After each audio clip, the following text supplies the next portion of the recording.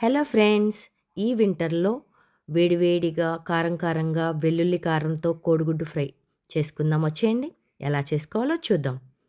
Onions, tomato, పచ్చిమిర్చి, కొత్తిమీర తరుగు, కరివేపాకు, ఉడకబెట్టిన కోడిగుడ్లు చక్కగా ఆరిన తర్వాత కట్ చేసి పక్కన పెట్టుకోండి. దీంతో పాటు వెల్లుల్లి కారం చేద్దాం. కొంచెం కారం, వెల్లుల్లిపాయ, జీలకర్ర వేసి దంచి పక్కన పెట్టుకోండి.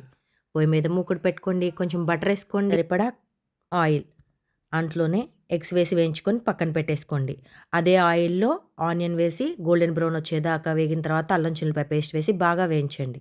అందులోనే మనం తరిగి పెట్టుకున్న టమాటో ముక్కలు, పచ్చిమిర్చి, కరివేపాకు, పసుపు, ఉప్పు, దంచి పెట్టుకున్న అల్లం వెల్లుల్లి పేస్ట్ వేసి చక్కగా గ్యాస్ని మీడియం టు స్లోలో పెట్టుకొని చక్కగా ఇలా మంచిగా వేగే వరకు వేయించుకోండి. తర్వాత మనం కట్ చేసి పెట్టుకున్న ఎగ్స్ వేసి వాటిని కూడా మంచిగా కలుపుకొని ఒక 5 నిమిషాల పాటు మూత పెట్టేసేయండి. సిమ్లోనే ఉంచండి.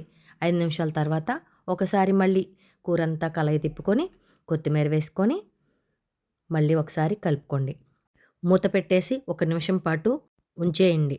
వెల్లుల్లి కారంతో ఎగ్ ఫ్రై రెడీ. మీరు కూడా ఒకసారి ట్రై చేసి చూడండి.